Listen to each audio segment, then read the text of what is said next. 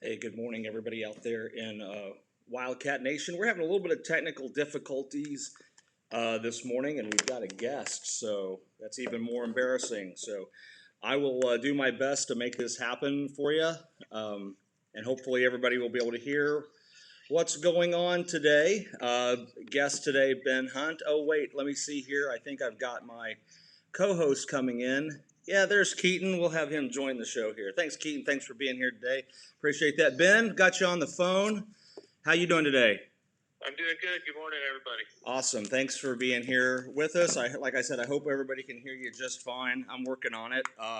We're going to start today's with our scripture. It's Psalms 91, chapter 91, verse 2. I will say to the Lord, my refuge and my fortress, my God in whom I trust. And so that's always a good place to keep in mind, especially when maybe your life, your country, or some things are in a little bit of an uproar, to know that you always have a God in Jesus Christ to run to. Speaking of religious type topics, I didn't watch, but I saw the worship service. I'm just going to call it that Oprah conducted as high priestess for the American people, so they could worship the royalty of Harry and Meghan.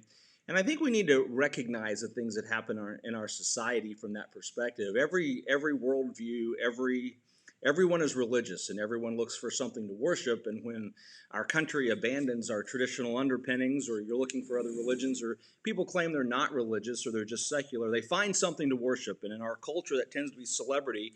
And Oprah has become our high priestess for that. And so I think you'll find it interesting if you begin to look at things in context of worship when things happen like that. So anyway, that's my thought for today on scripture and on Oprah and American worship. Oprah being our high priestess. Ben, wanted to get to you as fast as we can. You're quite the talk of the town now. And I just lost him. Would you believe it? Let me see if I can get, or maybe I embarrassed him too much. Let me see if I can get Ben back real fast. Maybe he'll call back in. We'll try to get him back on the air. But until Ben comes back, there he is. Accept. Get him on. Hang on. Hey, Ben, we got you back again? Yes, sir. Okay, let me make sure everybody can hear you just fine. I'm hoping that they all can. So Ben, like I was about to say, you've been quite the topic of conversation here in Rogersville. Well, I didn't intend for that to be the case, but given the circumstances, I'm kind of thrilled about it. So, just in case people don't know, you started a trash cleanup last Saturday, and you just ground floored it, started it, grassrooted it, and made it happen. And the part you guys worked on is beautiful. So, what was your motivating factor there?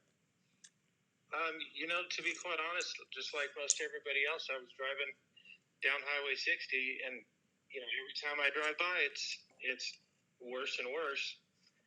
And I just thought, somebody's got to do something about this. So trash isn't going to pick itself up. So I may as well see what I can do on Rogersville residents. And man, right from the beginning, just putting a post out there with the idea, it was like instant. Like people wanted to get involved. They're tired of it too. They're willing to help, and it was so obvious that I said, okay, let's just do it this weekend. And wouldn't you know it, about 100 people showed up. First event out of the gate. We had good participation from MoDOT, and they gave us a bunch of bags and safety vests. City of Rogersville gave us a bunch of safety vests, and it was just needed, and I'm looking forward to doing it again because I know there's going to be even a lot more people, and the place is going to get even cleaner. Well, that's great, and you do have plans to do it again tomorrow, right? Well, yeah, given that it's going to rain, that may not happen, but if we get rained out, then we're just going to move it to the following Saturday. Okay, and in case we do get to do it tomorrow, what are the details?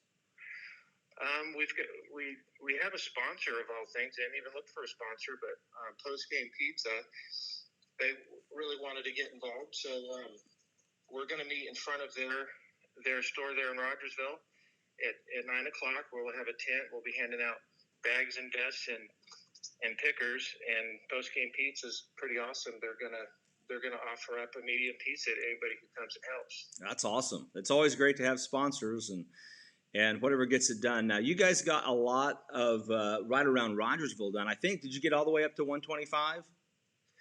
We didn't get quite that far. We didn't have enough people. Rogersville's not that big, but 100 people doesn't spread out very far. Yeah. So we just went where we could. We had people pick up where they felt they could safely. That was the most important thing. And park on side roads, park on the highway. We found that when a bunch of people work in the same spot, it makes a really big impact. And with all those bright vests, it keeps everybody safer. Yeah, no, that's good thinking. So do you have an area you're wanting to focus on tomorrow or whenever you get the next crew out? Well, personally, I'd like to see the highway picked up first because it's the most obvious. From 125 all the way to NN is hit and miss awful, except for where we picked up. Right. The medium is bad. Not everybody wants to go out in the medium, but some of the young enthusiasts don't seem to mind to do that, again, safely. Side roads are fine, too. People can pick up in the town of Rogersville.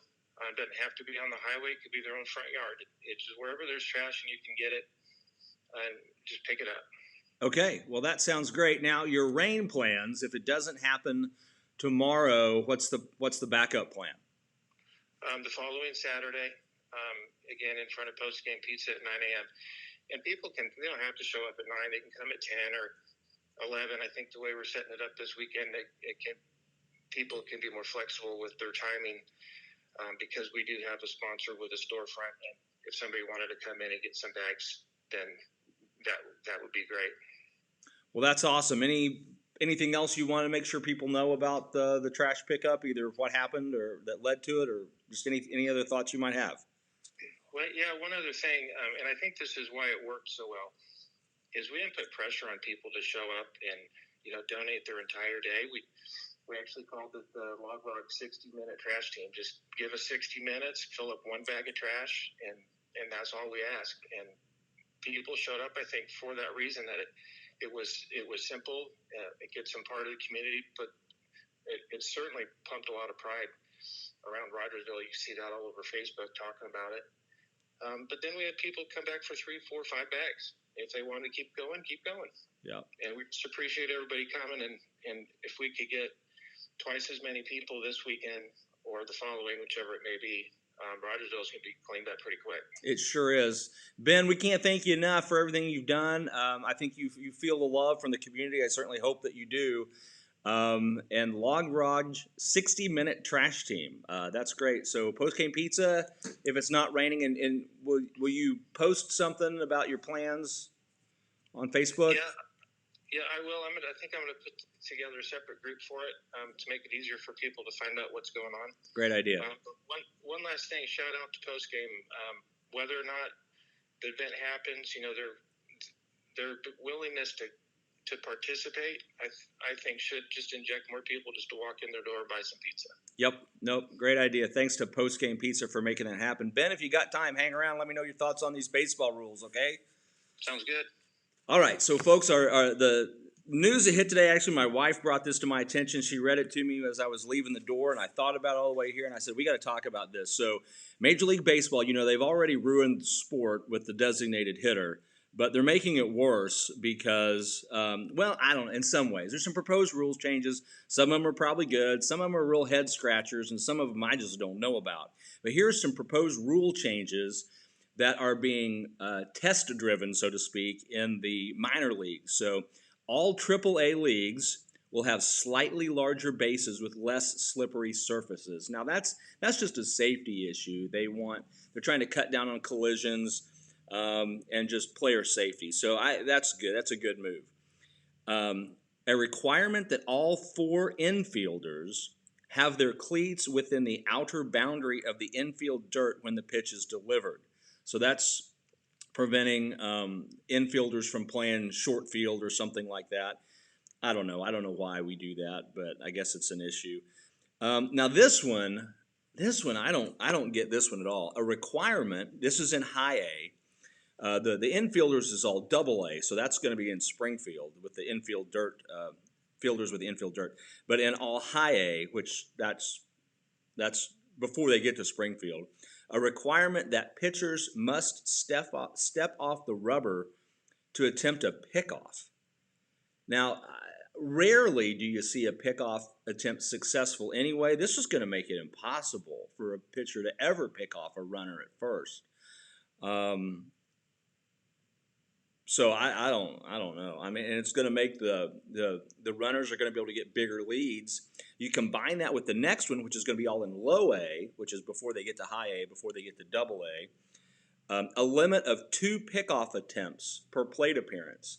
So once they've thrown over twice, after stepping off the rubber, if you get both of these in the same game, which right now you won't, I don't know why you just don't lead all the way to halfway to second, because they can't do anything to hold you on. I don't know. A 15. Sounds to me like they're trying to slow the game down and prevent pitchers from actually attempting the picks. Well, I think that may be part of it with the one rule, but the other issue, what they've been trying to do with baseball all along is speed the game up, because we don't have the patience that we used to. That's what I meant by speed the game up. I said slow it down, didn't I? Yeah, you did. That's okay. Yeah. No, that's exactly what they're trying to do, Ben. They're trying to speed it up because baseball's a game to be studied, and there's so much strategy that goes into all that. And if you're not familiar with that, if you're not up all that, that's why people think baseball's slow is boring or slow, because they don't understand the strategy that goes into the game. So that's why I'm not happy about all of this stuff, but I think it ruins the strategy a lot of ways. And you're exactly right. They're trying to speed the game up. And along with that, in low A West Coast, a 15-second pitch clock. So it's like a play clock in football. Now here, this is going to be really controversial, but it really depends on what you like about the game. But in low A Southwest, an automatic ball strike system. So you've got a robot, a computer, calling the balls and strikes instead of a human umpire. That's going to be interesting. Now, I get it from a technological standpoint. It'll work. But that human element, boy, that's something to it. And we're just losing all of that. The kicker for me was designated hitter. I can't stand the designated hitter rule. I love the strategy of having to pinch hit. And the rule where they've got the rule where if you bring a pitcher in, they've got to pitch to at least 3 batters. You can't bring a pitcher in to just pitch to one guy. Man, that was all part of the game. That was all part of strategy. So yeah, and the game's full of grit, and they're taking a lot of the grit out of it. I think you're right, Ben. I agree wholeheartedly. Well, folks, that's our show for today. Thanks for joining us. Ben, thanks for calling in. I really appreciate it. Rogersville, K-ROG will be back on the air this weekend, games, and we'll be back Monday with Dollars and Cents, Tuesday morning show. Thanks for tuning in. Love you guys. Stay strong, Rogersville. We'll see you soon. Have a blessed day, everybody.